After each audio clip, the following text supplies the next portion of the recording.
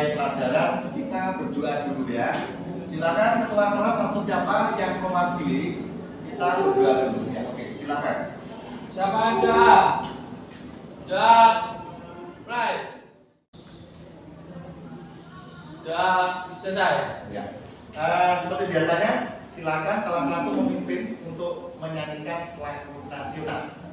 Siapa hari ini? Oke, silakan. Semuanya berdiri ya. Lagunya apa hari ini? Berkibarlah bendera itu, boleh? Ya, silakan. 1, 2, 3. Berkibarlah benderaku, berkibarlah selama-lamanya. Selesai. Oke, silakan duduk kembali. Sambil bukunya disiapkan ya anak-anak. Hari ini yang tidak masuk siapa? Masuk semua apa? Nihil. Tumben kok nihil. Ya, aman Pak. Jadi pada sehat ya. Ya. Ada program banjir tidak? Ya. Nah, hari ini sebelum kita masuk ke materi yang berikutnya hari ini, saya ingin tahu, saya ingin mengukur daya ingat kamu. Masih ingat tidak tentang kebijakan moneter? Artinya apa sih kebijakan moneter itu? Ini materi yang lalu. Coba siapa yang masih ingat? Siapa nih? Bingung saya. Yang belakang dulu, gak keras suaranya.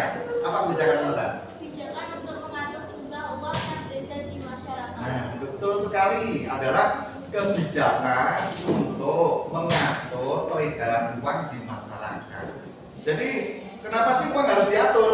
Karena untuk intinya kestabilan ekonomi sih. Jadi untuk mengatasi inflasi, karena inflasi sendiri terjadi disebabkan oleh uang jumlahnya terlalu banyak dibandingkan dengan jumlah barang yang beredar. Oleh karena itu pemerintah kalau sudah mengetahui wah ini terjadi inflasi gara-gara jumlah uang yang beredar terlalu banyak, nanti pemerintah akan menerapkan kebijakan moneter. Nah, terus kemudian kebijakan moneter itu cara pemerintah menerapkannya berupa apa saja? Kan ada ini, ada itu, ada ini, ada itu. Masih ingat kemarin ya? Ada berapa sih? Ada 4. Coba siapa yang bisa menyebutkan? Kebijakan operasi pasar terbuka, Betul. kebijakan diskonto, kebijakan cadangan kelas bulan, dan kebijakan kredit flexing. Nah, ada 4. Open market itu menjual suatu berharga ke masyarakat. Nanti yang menjual ini siapa? Ya, Bank Indonesia. Ada lagi yang kedua, politik diskonto, menaikkan atau menurunkan suku bunga. Nah, paham ya? Ada lagi yang ketiga apa dulu? Kebijakan cadangan kelas bulan. Nah, cadangan kas itu maksudnya di bank harus ditentukan ini di bank di kas bank harus tersedia uang sekian. Nah, itu namanya kas rasio atau persediaan kas di bank. Yang terakhir kredit selektif. Kredit selektif itu artinya ketika bank nanti mau memberikan kredit kepada masyarakat, maka bank harus betul-betul selektif. Sebelum kita masuk ke materi berikutnya, mungkin dari kebijakan moneter ada yang ingin ditanyakan?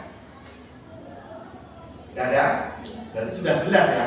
Oke, sekarang kita mau melanjutkan. Ada kebijakan berikutnya yang sebetulnya juga digunakan oleh pemerintah untuk mengatasi inflasi sebetulnya.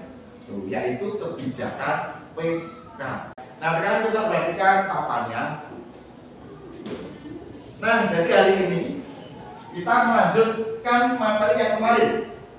Kalau kemarin kita sudah membahas kebijakan moneter kemarin. Nah, hari ini nanti kita lanjutkan untuk kebijakan fiskal. Sehingga nanti kalian semuanya akan bisa membedakan kalau kebijakan moneter itu begini, kalau kebijakan fiskal itu seperti ini gitu. Ya. Nah, ini materi pokok kita hari ini. Tapi sebelumnya, seperti biasanya, kita akan coba lihat ya, lihat kasus-kasus yang ada terjadi yang kaitannya dengan kebijakan fiskal maksud saya. Ya, coba perhatikan baik-baik ya. Seperti biasa ini video. Nah, perhatikan baik-baik ya. Oke, kita mulai. Pemerintah tengah menyiapkan sejumlah upaya dalam mengatasi pelemahan ekonomi global akibat pandemi virus corona. Salah satunya melalui relaksasi kebijakan moneter dan fiskal. Dana Moneter Internasional atau IMF memprediksi ekonomi global di tahun 2020 akan berada pada angka negatif. Sejumlah paket kebijakan sedang dipersiapkan pemerintah untuk memperkecil dampak pelemahan ekonomi global terhadap Indonesia. Saat ini Kementerian Keuangan tengah menyempurnakan paket kebijakan untuk menstimulus pertumbuhan dalam negeri. Menteri Keuangan Sri Mulyani menyebut defisit anggaran Indonesia akan meningkat akibat berkurangnya mobilitas masyarakat karena menjalani physical distancing. IMF menyampaikan negatif itu sudah pasti di 2020, masalahnya seberapa dalam dan seberapa lama. Dan ini tergantung dari kemampuan semua negara untuk bersama-sama melawan pelemahan ekonomi. Untuk Indonesia, kita akan melakukan seluruh instrumen bersama-sama dengan Bank Indonesia, OJK, dan seluruh instrumen di bidang ekonomi. Oleh karena itu, beberapa langkah yang kita sudah lakukan adalah pertama akan merelaksasi dari sisi moneter dan fiskal policy. Saat ini kami sedang memfinalkan keseluruhan paket yang sudah disampaikan oleh berbagai pihak, berbagai kementerian, dan pemerintah daerah. KTT luar biasa G20 ini digagas Arab Saudi selaku ketua G20 tahun ini.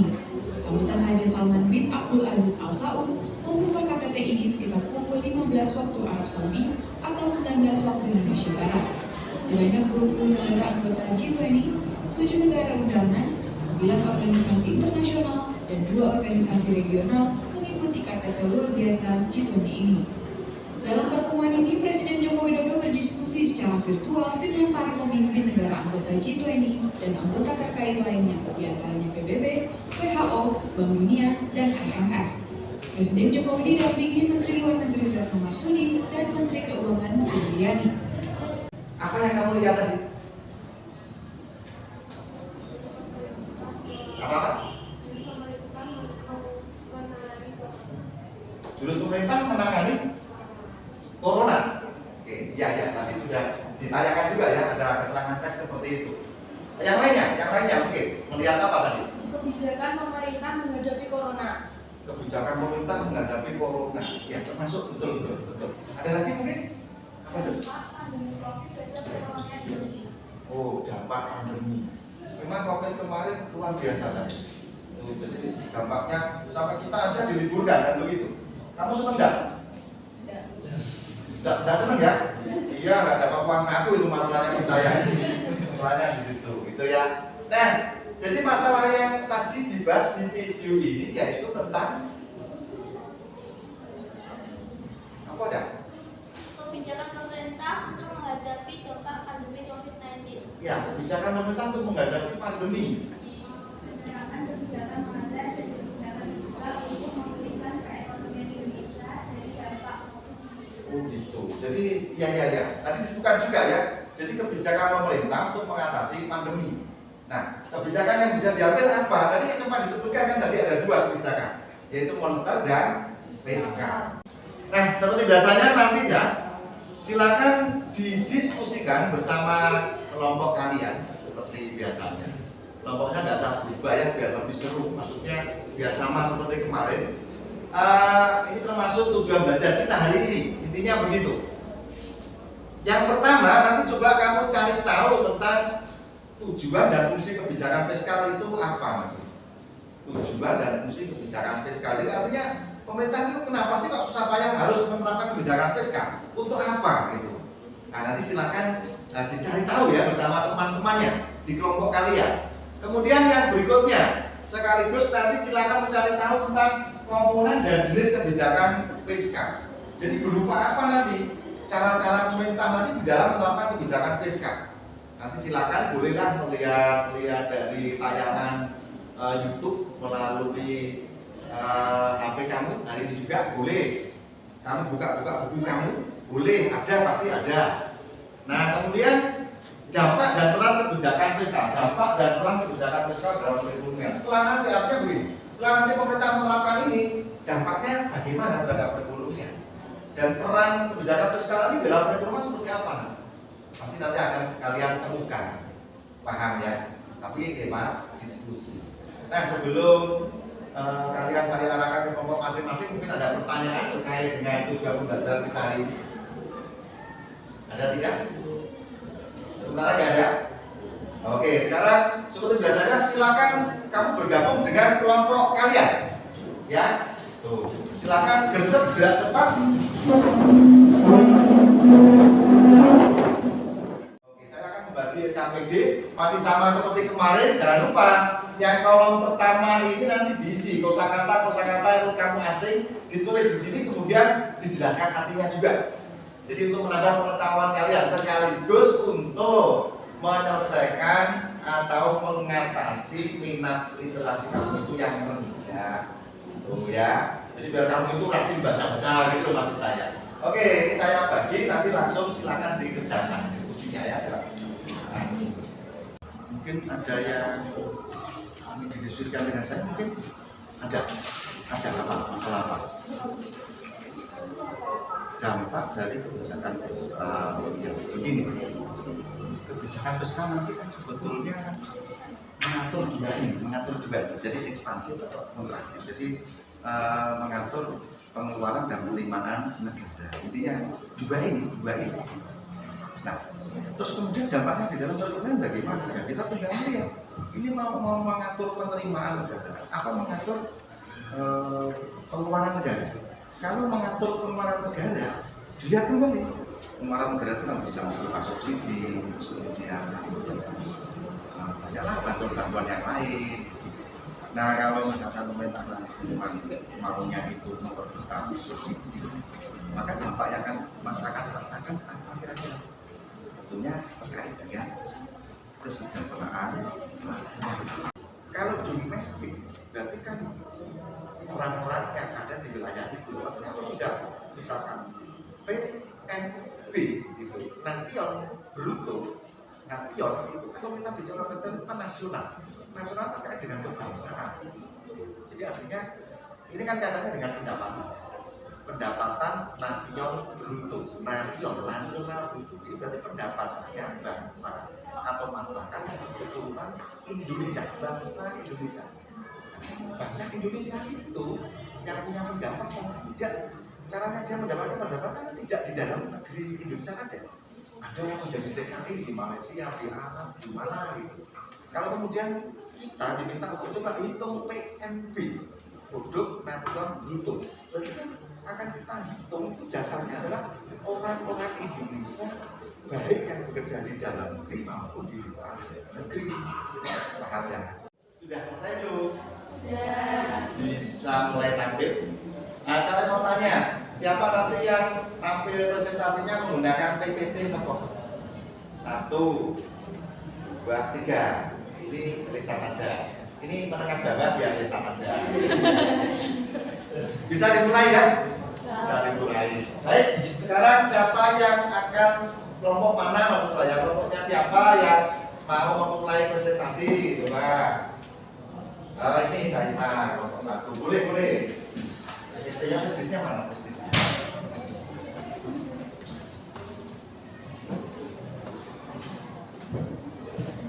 Ini kan betul ini ya, PPT-nya ya? Silakan. Siapa yang mau tampil semuanya apa beberapa? 2 aja, oke. Kelompok yang lain tolong memperhatikan baik-baik. Nanti kalau ada sesuatu yang ingin ditanyakan kepada kelompok yang sedang tampil, silakan. Boleh, maksud saya gitu. Nah, yang menjawab apakah harus selalu yang sedang tampil? Ya tidak, mungkin teman-teman lain juga ikut membantu menjawab, boleh. Ya, atau yang anggota kelompok yang masih bertahan di bangkunya boleh ikut menjawab. Ya, siap? Assalamualaikum warahmatullahi wabarakatuh. Waalaikumsalam warahmatullahi wabarakatuh. Kami dari kelompok 1 akan mempresentasikan tentang tujuan kebijakan fiskal. Pertama-tama perkenalkan, nama saya Novita Setiawada, nomor absen 27. Saya Rasim juga Dan ada Sultan, Kaisa, serta Hani. kebijakan fiskal. Pengertian kebijakan fiskal adalah kebijakan ekonomi yang dilakukan pemerintah untuk mengontrol pendapatan serta pengeluaran dana negara agar ekonomi negara tersebut menjadi lebih baik. Perkenalkan, nama saya Dharma Kusuma, Saya masih penasaran tentang alokasi subsidi yang diberikan langsung kepada masyarakat seperti yang tadi disebutkan, yaitu BLT dan sebagainya. Maksudnya bagaimana dari BLT dan sebagainya? Kok akhirnya bisa dikatakan akan dapat menggiatkan sektor usaha? Jadi saya akan menjawab. Maksudnya adalah dari BLT itu akhirnya masyarakat akan tetap memiliki daya beli. Artinya memiliki kekuatan atau daya untuk membeli barang-barang kebutuhannya yang telah diproduksi atau yang telah dihasilkan oleh sektor dunia usaha. Dengan demikian, distribusi produk dari sektor usaha akan tetap berjalan sebagaimana mestinya, sehingga roda perekonomian akan tetap berjalan sebagaimana mestinya. Mungkin sekian dari saya. Mungkin apabila kurang jelas ada yang mau ditanyakan, silakan. Oke, silakan, mungkin temannya ada yang ingin menanya. Oh, iya. Namanya siapa? Perkenalkan, nama saya dari kelas 11. Saya mau bertanya terkait dengan fungsi distribusi.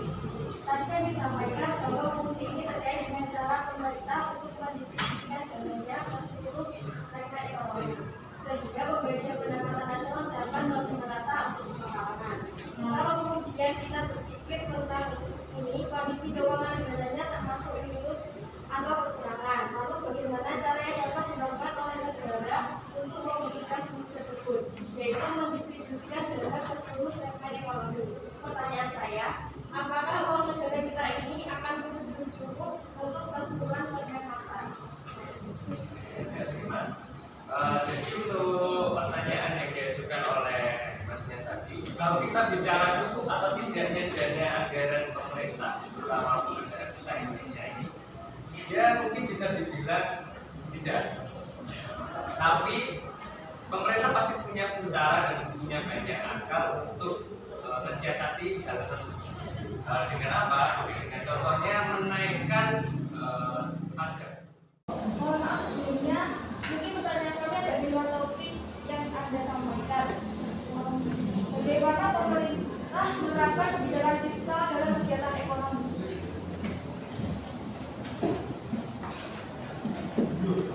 Dengan caranya adalah dengan mengatur penerimaan serta pengeluaran pemerintah atau negara. Singkatnya, kebijakan fiskal adalah kebijakan ekonomi yang dilakukan pemerintah untuk mengontrol pendapatan serta pengeluaran dana negara agar ekonomi negara tersebut menjadi lebih baik. Mungkin ada yang ditanyakan lagi. Perkenalkan, nama saya Muhammad Sultan. Dari diskusi tadi, menurut pendapat dari kelompok 4, peran dari kebijakan fiskal dalam perekonomian apa ya? Jadi, peran dari kebijakan fiskal dalam perekonomian adalah dapat menurunkan tingkat inflasi, dapat meningkatkan produk domestik secara bruto, dapat mengurangi tingkat pengurangan, dapat mengurangi tingkat pengangguran, dapat meningkatkan pendapatan masyarakat, dan dapat meningkatkan stabilitas perekonomian. Mungkin ada yang ditanyakan lagi. Jika sudah, saya akhiri. Wassalamualaikum warahmatullahi wabarakatuh.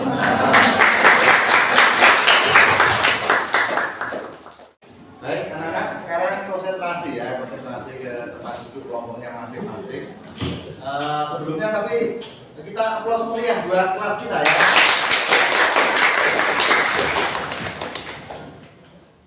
Sekarang tadi KPD yang sudah saya bagi sudah dikerjakan apa belum? Sudah. Waduh. Oke, silakan dikumpulkan. Saya mau mengevaluasi. Saya tunggu di sini ya. Kemarin jualannya siapa ya? Kaisa. Nomornya Kaisa. Selanjutnya yang ini, Asih Dwi Aprilia. Nah, yang bawah centangnya bagus-bagus. Ini luar biasa ini, sampai tempatnya tidak cukup untuk literasinya, sampai tambah-tambah kesini. Mungkin kalau ini panjang akan dipenuhi juga mungkin. Nah, ini luar biasa. Jadi hari ini jualannya adalah kelompoknya Asih Dwi Aprilia. Dari hasil diskusi yang seru tadi. Luar biasa ya hari ini kalian. Saya mau tanya, kalau begitu apa sih yang dimaksud dengan kebijakan fiskal? Oh, kebijakan fiskal itu apa? Oke, Beja, apa Be? Kebijakan pemerintah untuk mengatur penerimaan dan pengeluaran negara. Kebijakan mengatur penerimaan dan pengeluaran negara. Betul sekali. Jadi coba perhatikan sini. Ini sepeda lucu-lucu. Nah, fiskal. Ada dua komponen yang perlu diperhatikan dalam penerapan kebijakan fiskal. Satu, penerimaan. Satu lagi adalah pengeluaran. Penerimaan ini berupa nanti pajak, yang mana secara kebetulan pajak itu sebetulnya adalah arti daripada istilah fiskal itu sendiri. Paham ya? Mungkin tadi di buku kamu sudah menemukan itu, jadi saya mengulang. Nah, kalau pengeluarannya, pengeluaran negara itu biasanya dalam wujudnya adalah bantuan atau subsidi. Jadi kebijakan fiskal itu intinya, kalau diingat-ingat betul ini, adalah kebijakan yang dilakukan dengan cara mengatur penerimaan dan pengeluaran. Nanti kalau ada surat penerimaan berupa apa, pengeluaran berupa apa, tidak ada pajak dan subsidi. Itu prinsip pentingnya di situ. Paham ya? Paham? Mungkin dari sini ada yang perlu ditanyakan. Kalau nggak ada, saya yang tanya. Berarti hari ini kamu dapat apa nih pelajaran hari ini? Apa yang kamu dapatkan coba? Apa yang kamu dapatkan dari pelajaran hari ini?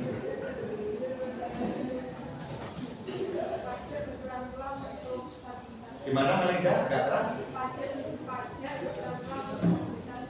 Nah, pajak berperan dalam stabilitas perekonomian. Betul. Ada lagi mungkin?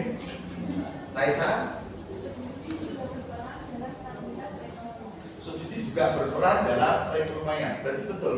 Dua-dua ini berperan di dalam stabilitas perekonomian ya. Oke, bagus sekali. Terus terakhir, tadi sulit nggak memecahkan masalah-masalah tadi? Enggak ya? Di buku ada? Di media sosial ada juga kan? Oke, baiklah. Terima kasih. Nah, sebelum saya tutup, ingat nanti minggu depan kita akan membahas APBN, Anggaran Pendapatan dan Belanja Negara. Itu adalah salah satu komponen juga di dalam kebijakan fiskal. Jadi ini penerapannya kapan negara mau mengurangi, mau menambah tarif pajak, itu kapan dan di mana, kemudian subsidi juga begitu. Nanti semuanya akan tertulis, tertuang di dalam APBN.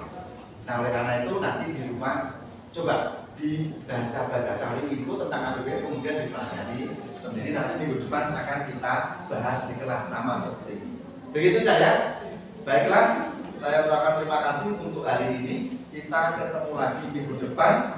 Jangan lupa jaga kesehatan dan tetap semangat belajar. Paham ya? Dari saya begitu saja hari ini.